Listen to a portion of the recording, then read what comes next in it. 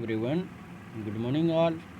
I am Mrityunjay Kumar, a mathematics faculty from the President School, Daniari. Today I am going to start the second lecture of the chapter Comparing Quantity.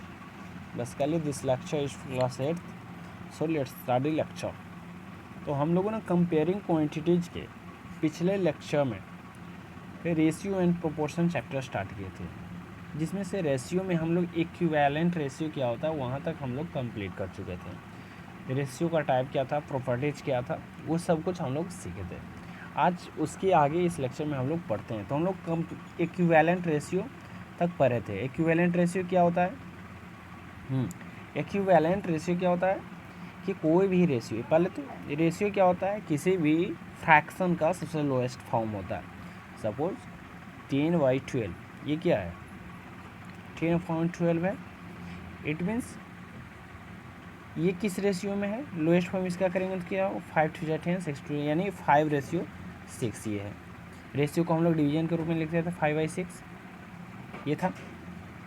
तो equivalent ratio क्या होगा, तो जब भी ratio में आप कोई भी चीज़ ऊपर और नीचे नंबरेटर और डिनोमिनेटर सेम चीज़ मल्टीप्लाई करते हैं तो हमारा इक्विवेलेंट रेशियो, सपोज 5/6 था, 5:6, इसमें हमने 2 ऊपर और 2 नीचे मल्टीप्लाई किया, यानी 10:12। तो 5:6 का इक्विवेलेंट क्या है, 10:12। इसी टाइप से 3 मल्टीप्लाई करेंगे, 4 तो या मल्टीप्लाई कर रहे हैं, या तो फिर आप सेम चीज डिवाइड आप कर सकते हैं, तो इक्विवेलेंट रेशियो बनेगा। Therefore we can equivalent ratios by multiplying और dividing the numerator and denominator by the same number. Equivalent ratio मुझे आता है। जैसे इक्विवेलेंट फ्रैक्शन हम लोग निकालते थे, वही इक्विवेलेंट रेशियो है। आगे यूनिटरी मेथड। यूनिटरी मेथड ये क्या होता है, ये हम लोग ऑलरेडी क्लास 3rd 4th से हम लोग पढ़ते आ रहे हैं। ये क्या है, देखिए, the method in which first we find the values of 1 unit and then value of required number of unit is known unitary method. ये मेथड है हम लोग यूज करते हैं। इसमें क्या करते हैं, हम पहले एक यूनिट का वैल्यू फाइंड करते हैं और उसमें से फिर एक यूनिट का वैल्यू जो आता है वो मल्टीप्लाई कर देते हैं जितना मुझे चाहिए, रिक्वायर्ड नंबर ऑफ यूनिट का लिए। ये क्वेश्चन आपका रेशियो का क्वेश्चन रहेगा। जैसे क्वेश्चन क्या है, देखिए, if the cost of 6 cans of juice is 210। ये रेशियो का क्वेश्चन है, कैसे वो मैं बताऊंगा। कहता है 6 कैन जूस का, 6 कैन का कीमत 210 रुपया है। कितना, 6 कैंस का। तो 4 कैन का जूस का कीमत कितना होगा ये बताना है। तो आपको यूनिटरी मेथड फाइंड कर से बनाना है। यूनिटरी मेथड में हम लोग सबसे पहले 1 यूनिट मीन्स एक कैन का वैल्यू फाइंड करें। तो देखिए 6 कैन का कितना है, 210। तो 1 कैन का कितना होगा, 210/6 से डिवाइड कर देंगे। तो ये 1 कैन का वैल्यू आया, 1 कैन का प्राइस आया, तो वो आएगा 35 रुपीज़ 1 कैन का। तो एक कैन का 35, तो 4 कैन का क्या होगा, 35 × 4 करेंगे मल्टीप्लाई, यानी 140 रुपीज़ आया। तो ये यूनिटरी मेथड है। पहले हम लोग 1 कैन का वैल्यू फाइंड करते हैं और फिर जितना मुझे चाहिए उसमें हम उतना मल्टीप्लाई करते हैं, तो वो आ गया मेरा। इसे हम लोग रेशियो के रूप में कैसे बनाएंगे, देखिए,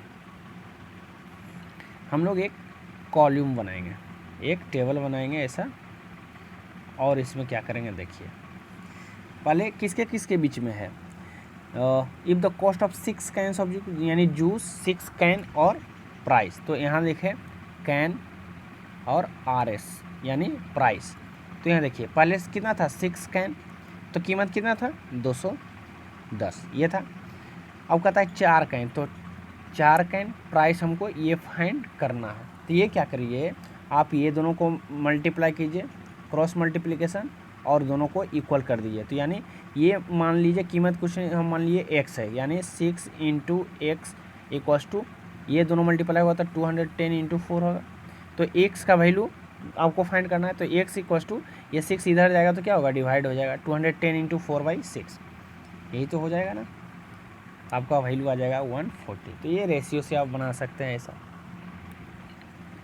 तो जनरली आप समझिए, सिंपली हम लोग क्या किए यूनिटरी मेथड में, 1 यूनिट फाइंड करने के लिए हम लोग क्या किए, रेशियो ही तो निकाल रहे हैं, नंबरेटर बाई डिनोमिनेटर किए, तो ये क्या निकाले, रेशियो निकाले। तो रेशियो निकाल कर फिर हम लोग मल्टीप्लाई कर दिए। तो ये यूनिटरी मेथड है, आया समझ में।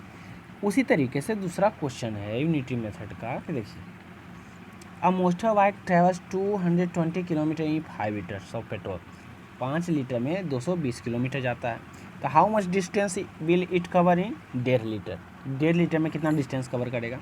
तो सबसे पहले हम 1 लीटर में फाइंड करेंगे कि कितना कवर करेगा 1 यूनिट का। तो 5 लीटर में 220 किलोमीटर, तो 1 लीटर में 220/5 हो जाएगा, यानी इतना किलोमीटर। तो 1.5 लीटर में कितना होगा, वो जो इतना एक में आया उतना मल्टीप्लाई कर देंगे, तो 1 × 5 मल्टीप्लाई किया तो 66 किलोमीटर। इसे रेशियो से कैसे बनाएंगे हम लोग, तो एक टेबल बनाएंगे। पहले हम लोग टेबल बनाए ऐसा, ये टेबल बनाए और देखिए टेबल में क्या क्या लिखना है, किलोमीटर और पेट्रोल। तो यहाँ किलोमीटर यानी डिस्टेंस हो गया, और ये पेट्रोल लीटर हो गया यानी पेट्रोल हो गया। तो पहले 5 लीटर, 5 लीटर में कितना चलता है 220 किलोमीटर, ठीक है। पूछता है 1.5 लीटर में, तो 1.5 लीटर में कितना, तो ये दोनों को मल्टीप्लाई करना है, क्रॉस मल्टीप्लिकेशन, इन दोनों को क्रॉस मल्टीप्लिकेशन करके इक्वल कर दीजिए, आ जाएगा वैल्यू सिंपल, आ जाएगा 66 किलोमीटर। तो ये यूनिटरी मेथड था फाइंड करने का। आगे है प्रोपोर्शंस। प्रोपोर्शंस क्या होता है, तो देखिए proportion says that 2 ratios are equal. जब भी कोई 2 रेशियो को हम लोग इक्वल कर देंगे तो उसे प्रोपोर्शन कहेंगे। तो क्या कहेंगे, उसे प्रोपोर्शन कहेंगे। जब भी कोई 2 रेशियो इक्वल है एक दूसरे का, तो वो रेशियो एक दूसरे का प्रोपोर्शन है। देखिए क्या है, a ropes length and weight are in proportion. एक रस्सी का लेंथ और वेट क्या होता है, प्रोपोर्शन होता है। प्रोपोर्शन में एक दूसरे के ऊपर डिपेंड करेगा, जब वो बढ़ेगा तो वो घटेगा, वो बढ़ेगा तो वो बढ़ेगा, ये ऐसा कुछ होगा। जैसे देखिए when 20 metre of rope weight 1 kg। देखिए यहाँ देखिए लेंथ और वेट प्रोपोर्शन में होता है। कैसे कि आप किसी भी चीज़ का रस्सी का लेंथ, सपोज पहले 1 मीटर था तो इसका कुछ वेट होगा। जब हम लेंथ रस्सी का 2 मीटर बढ़ाएंगे तो क्या होता है, उसका वेट भी बढ़ेगा ना। तो लेंथ और वेट क्या हो रहा है, बढ़ रहा है। जब लेंथ बढ़ रहा है तो वेट भी बढ़ रहा है, लेंथ घटेगा तो वेट भी घटेगा, ये ऑटोमेटिक है। आपका देखिए क्या है कि आपका एज जैसे जैसे बढ़ेगा, आपका एज जैसे जैसे बढ़ेगा आपका वेट भी बढ़ेगा। जनरली यही तो होता है। जब आप 5 इयर्स का होंगे तो आपका वेट 20 kg होगा सपोज। जब आप 15 इयर्स का हो जाएंगे तो आपका वेट क्या हो जाएगा, 35 kg हो जाएगा, ऐसा कुछ होगा। यानी जब एज बढ़ रहा है आपका तो आपका वेट भी बढ़ रहा है। तो ये क्या है, प्रोपोर्शन है कि मतलब जब एक दूसरे का डिपेंड है, जब एक चीज़ बढ़ेगा तो दूसरा चीज़ ऑटोमेटिक बढ़ जाएगा, क्योंकि ये दूसरे से डिपेंडेंट है। तो इसी को हम प्रोपोर्शन बोलते हैं। Proportion say that 2 ratio are equal. तो आगे देखिए,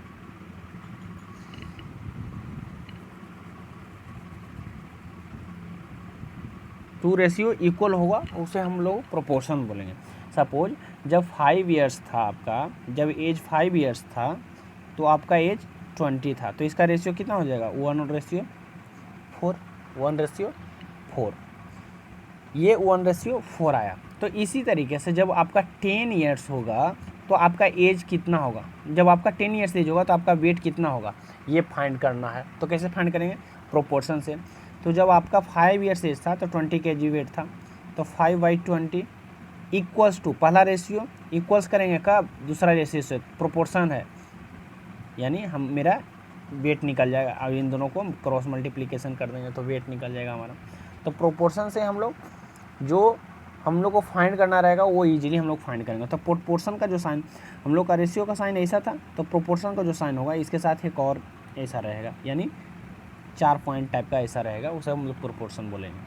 देखिए ये जो सिंबल है बीच में, ये क्या है, प्रोपोर्शन का सिंबल है। इस इट मीन्स इक्वल वो लिखा हुआ है, इट मीन्स इक्वल लिखा है। कैसे देखिए, कहता है इफ़ 0.75 रेशियो एक्स, पहला रेशियो इतना, इक्वल्स टू 5/8 है, यानी 0.75/x।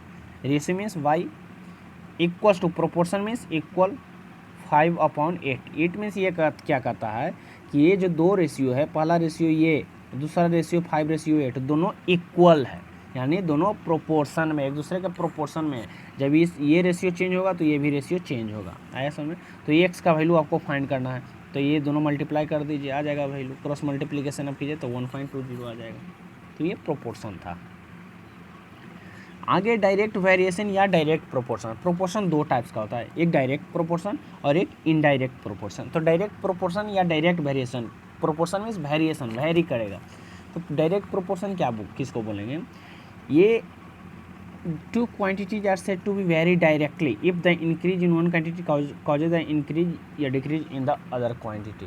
मतलब क्या है कि अगर कोई एक चीज़ को बढ़ाएंगे तो दूसरा चीज़ भी ऑटोमेटिक बढ़ेगा, अगर एक चीज़ को घटाएंगे तो दूसरा चीज़ ऑटोमेटिक घटेगा। तो वो क्या है, डायरेक्टली प्रोपोर्शनल है। डायरेक्टली प्रोपोर्शनल मीन कि जब भी किसी चीज़ को बढ़ाएंगे तो बढ़ेगा, घटाएंगे तो घटेगा, सेम चीज़ होगा, सेम कंडीशन होगा और सेम वर्क हो, सेम वहाँ होगा। जिसे सेम क्या हो रहा है, जब हम बढ़ा रहे हैं तो वो बढ़ रहा है, जब घटा रहे हैं तो घट रहा है। एक ऐसा भी तो हो सकता है जब बढ़ाएंगे तो घटेगा, जब घटाएंगे तो बढ़ेगा। यहाँ क्या आ रहा है, उल्टा हो रहा है।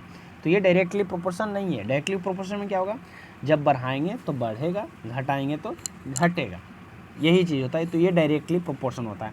ये कब होगा कि जैसे अगर एक कलम का कीमत 2 रुपया है, एक कलम का कीमत 2 रुपया है, 2 रुपया, आप एक कलम लीजिएगा तो कितना 2 रुपया पड़ेगा। जब आप 10 कलम लेंगे तो 20 रुपया आपको देना होगा। ये क्या हो रहा है, यहाँ कलम का क्वांटिटी हम बढ़ा रहे हैं तो मुझे पैसा भी ज़्यादा लग रहा है, बढ़ रहा है। तो ये क्या है, डायरेक्टली प्रोपोर्शन है। तो cost of article varies directly as the number of articles. ये एग्जाम्पल है। Distance covered by moving object varies directly speed. आप कम स्पीड रखेंगे तो कम डिस्टेंस कवर करेंगे।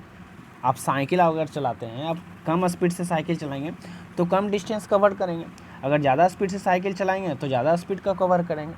तो क्या है, डायरेक्टली प्रोपोर्शनल है। कम तो कम, ज़्यादा तो ज़्यादा साथ में हो रहा है। तो ये डायरेक्टली प्रोपोर्शनल का। आगे देखिए, ये क्वेश्चन है डायरेक्टली प्रोपोर्शनल का। देखिए कहता है इफ 166 रुपया 50 पैसा is the cost of 9 kg of sugar. 9 kg sugar का कीमत इतना है तो 259 रुपये में कितना kg होगा। देखिए यहाँ कितना है, 166 रुपया है तो 9 kg हुआ। 200 यहाँ 259 में कितना kg, देखिए यहाँ पैसा कितना बढ़ गया ना, 100, यहाँ 166 था, यहाँ कितना है 259, पैसा बढ़ा। इट मीन्स हमारा क्वांटिटी भी बढ़ जाना चाहिए। तो आंसर देखते हैं क्वांटिटी कितना है। आंसर 40 kg आया, 14 kg यानी 9 kg 14 kg बढ़ गया 5 kg। तो हमारा सही है, डायरेक्टली प्रोपोर्शनल का क्वेश्चन है। आगे है इन्वर्स प्रोपोर्शन। इन्वर्स प्रोपोर्शन किसे बोलेंगे, वही उल्टा होगा इसमें कि जब एक चीज़ बढ़ेगा तो दूसरा चीज़ उसके साथ घटेगा, जब घटेगा तो बढ़ेगा। Two quantity are said to be vary inversely, the increase in one quantity causes the decrease in the other quantity. मतलब उल्टा होगा, यहाँ जब बढ़ेगा तो घटेगा, घटेगा तो बढ़ेगा। वहाँ क्या था, बढ़ेगा तो बढ़ता था तो बढ़ेगा, घटता था तो घटेगा, साथ में होता था सेम चीज़। लेकिन यहाँ उल्टा हो रहा है। तो ये इन्वर्सली प्रोपोर्शनल है, इसे हम लोग इनडायरेक्टली प्रोपोर्शनल भी बोलते हैं। ऐसे में तो क्वेश्चन इसमें एग्जाम्पल क्या क्या हो सकता है, time taken to finish a piece of work varies inversely the number of men. जो हम लोग का टाइम फिनिश करने का टाइम, वर्क फिनिश करने का टाइम जो होता है वो इन्वर्सली प्रोपोर्शनल टू होता है नंबर ऑफ मेन्स। मतलब number of main at work, मतलब जितना ज़्यादा आदमी होगा उतना कम समय लगेगा हमको काम ख़त्म करने में, और जितना कम आदमी होगा उतना ज़्यादा समय लगेगा। तो क्या हो रहा है, कम आदमी लेस मैन पावर तो ज़्यादा टाइम लग रहा है, और ज़्यादा मैन पावर यानी ज़्यादा आदमी तो हमें कम टाइम लग रहा है। क्या हो रहा है, इन्वर्सली प्रोपोर्शनल हो रहा है ना। यहाँ देखिए the speed varies inversely as the time taken to cover a distance. यहाँ क्या है, स्पीड और टाइम। देखिए अगर आपका स्पीड ज़्यादा है तो आपको कम समय लगेगा कवर करने में, कम समय लगेगा ना। आपका स्पीड अगर कम है तो आपको ज़्यादा समय लगेगा डिस्टेंस कवर करने में। तो ये क्या है, इन्वर्सली है, ज़्यादा हो रहा है तो कम लग रहा है, कम है स्पीड तो हमको ज़्यादा टाइम लग रहा है। तो क्या इन्वर्सली है, इन्वर्सली प्रोपोर्शनल है। तो एग्जाम्पल है, सोल्व्ड प्रॉब्लम है इन्वर्सली प्रोपोर्शनल पे। देखिए कहता है if 30 man can reap a field in 8 days. 8 दिन में 35 मैन फील्ड को रीप करता है 8 दिन में, तो 20 मैन कितना दिन में करेगा। देखिए 35 आदमी 8 दिन में कर रहा था, तो 20 आदमी कितना दिन में करेगा। देखिए आदमी कम गया तो यानी हमको समय ज़्यादा लगेगा, इन्वर्सली ज़्यादा लगेगा ना। यानी आंसर कितना आता है 14 डेज, यानी 8 डेज था तो 14 यानी 6 डेज ज़्यादा लगा, तो सही है हमारा। तो कैसे बनाएंगे, देखिए कहता है 35 आदमी 8 दिन में करता है, तो एक आदमी कितना दिन में करेगा, ज़्यादा में करेगा ना, ज़्यादा में करेगा यानी 35 × 8 35 × 8 करना। ये तो कॉमन सेंस अप्लाई करना है कि अगर 35 आदमी 8 दिन में उस काम को कर रहा था तो एक आदमी अकेले 8 दिन से ज़्यादा लगेगा, यानी मल्टीप्लाई करेंगे 35 × 8। तो ये ध्यान रखना है, हम लोग यूनिटरी मेथड में क्या करते थे, एक दिन के लिए हम लोग डिवाइड कर देते थे, लेकिन यहाँ मल्टीप्लाई होगा। तो 20 में कितना होगा, इसमें फिर मल्टीप्लाई कर देंगे। तो देखिए एक दिन के लिए इतना आया 35 इंटू है, तो 20 20 आदमी यानी कम समय लगेगा। 20 आदमी अगर बढ़ जाएगा, एक आदमी इतना, तो 20 आदमी कितना कम जाएगा ना, तो 20 आदमी हमारा 14 डेज होगा। आए समझ? तो ये हमारा 35 आदमी 8 दिन में, 20 आदमी ज़्यादा 14 डेज में काम किया। तो ये इन्वर्सली प्रोपोर्शनल का क्वेश्चन है। तो हम लोग को बस ध्यान रखना है कहाँ हम लोग को डिवाइड करना है, कहाँ मल्टीप्लाई करना है। तो जहाँ हमको ज़्यादा समय लगेगा वहाँ मल्टीप्लाई कर रहे हैं, वहाँ मल्टीप्लाई करेंगे। जहाँ कम समय लगेगा वहाँ डिवाइड कर रहे हैं। तो ये कम किसके रिस्पेक्ट में लगा, ये 35 मैन के रिस्पेक्ट में नहीं, 1 मैन के रिस्पेक्ट में कम लगा, 1 मैन के रिस्पेक्ट में कम लगा। 35 मैन के रिस्पेक्ट में नहीं, 35 मैन के रिस्पेक्ट में मुझे ज़्यादा लगा, 35 मैन के रिस्पेक्ट में मुझे ज़्यादा लगा, लेकिन 1 मैन के रिस्पेक्ट में मुझे कम लगा। आए समझे? तो ये था इन्वर्सली प्रोपोर्शनल का क्वेश्चन। तो आज हम लोगों ने प्रोपोर्शन चैप्टर, प्रोपोर्शन कंप्लीट कर लिए टॉपिक। आगे हम लोग शुरू करेंगे हम लोग परसेंटेज चैप्टर। तो आज के लिए थैंक यू।